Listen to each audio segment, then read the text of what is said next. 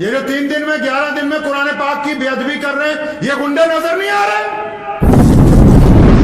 اللہ اکبر۔ رمضان المبارک کا استقبال اس کی شان کے مطابق ہونا چاہیے۔ یہاں پنجاب میں رواج چلا کئی سال پہلے، اب تھوڑا سا کم ہو گیا، وہ کہتے اپنے اپنے کمروں پہ ایک ایک حافظ بلا لو، بس وہیں تراویحیں پڑھ لیں گے۔ تو جی وہیں تراویح پڑھ لیتے ہیں، مسجد میں جانے کی کیا ضرورت ہے؟ یہ مسجد جو ہے نا، کوئی بھی مسجد دنیا کی، آپ کو نہیں پتا یہ ہے تو اینٹ پتھر، لیکن حدیث پاک میں آتا ہے کہ یہ اپنے نمازیوں کے لیے دعا کرتی ہے، اور پھر اس کو غصہ بھی آتا ہے، جو اس کو ویران کرتے ہیں ان کے لیے بد دعا بھی کرتی۔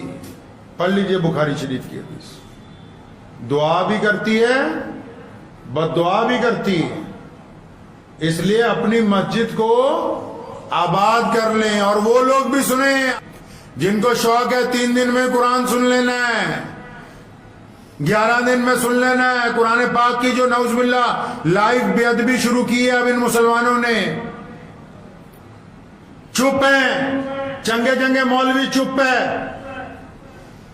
3 دن میں کون سا قرآن ضروری ہے تراویحوں میں ختم کرنا؟ حدیث پاک میں تو آیا کہ پورے رمضان نماز تراویح میں قرآن پاک سنا جانا چاہیے، تو یہ 3 دن میں، باقی انہوں نے 27 دن کہاں جانا ہے جی؟ اور 3 دن میں جو نالائق لوگ انتظام کرتے ہیں، اللہ کے غضب کو پکارتے ہیں رمضان کے مہینے میں، آپ ان کی حالت دیکھ لیجئے جا کے۔ امام نیت باندھتا ہے، یہ نعوذ باللہ باہر بیٹھ کے بیڑیاں پھونک رہے ہوتے ہیں۔ وہ جب 1 گھنٹے بعد کہتا ہے اللہ اکبر رکوع میں، تو دوڑ کے سارے جا کے نیت باندھ لیتے ہیں۔ ایسے بدماشوں کے چھترول پھرنی چاہیے۔ تمہیں یہ گنڈا گردی نظر نہیں آتی؟ تمہیں غیر مسلموں کی تو نظر آ جاتی کہ فلاں بندہ نعوذ باللہ قرآن پاک کی بے ادبی کر رہا ہے، فلاں نے قرآن پاک کے متعلق یہ کہہ دیا، یہ بدماشی نظر نہیں آ رہی؟ یہ جو 3 دن میں 11 دن میں قرآن پاک کی بے ادبی کر رہے ہیں، یہ گنڈے نظر نہیں آ رہے؟ ساری کی ساری مسجد باہر سڑک پر پھر رہی ہے، 3 صفحے کھڑی ہیں، امام سنا رہا ہے، 3 دن میں قرآن ختم ہونا ہے جی، حافظ ریل آئے ہوئے ہیں جی، اللہ اکبر۔ پوچھا نہیں کبھی حضور اکرم صلی اللہ علیہ وسلم سے بھی یہ جو تماش بینی ہو رہی ہے اسلام میں، یہ اس لیے بنائی ہے مسجد؟ ہمارے یہاں بھی شہر میں ایک ہے، انہوں نے شروع کیا جی 3 دن میں قرآن پڑھنا۔ بھائی جانا کہاں ہے باقی کے 27 دن؟ کیا باقی کے 27 دن تراویح معاف ہو گئی ہیں؟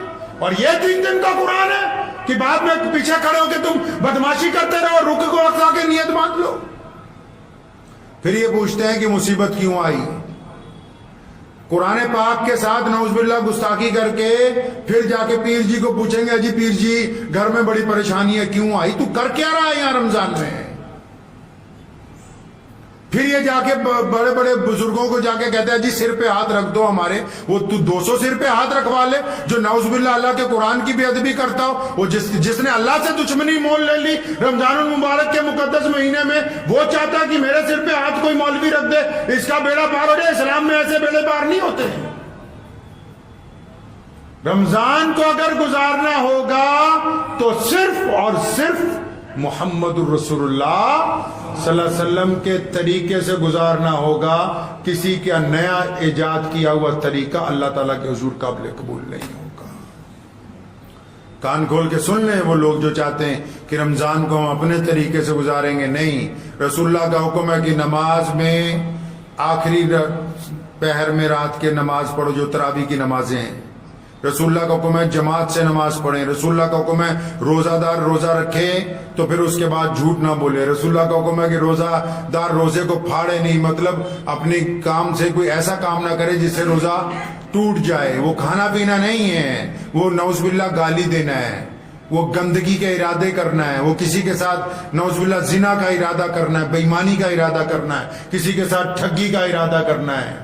تو رمضان کس کے طریقے سے گزارنا ہے بھائی؟ پیارے نبی محمد الرسول اللہ صلی اللہ علیہ وسلم کے طریقے سے۔ دعا کیجئے کہ اللہ تعالیٰ ان باتوں پہ مجھے بھی اور آپ سب کو عمل کرنے کی توفیق عطا فرمائے۔ مجھے امید ہے کہ آپ کو یہ ویڈیو پسند آئی ہوگی۔ اگر پسند آئی ہو تو یہ آپ اپنے دوستوں کے ساتھ شیئر کریں اور اس چینل کو سبسکرائب ضرور کریں۔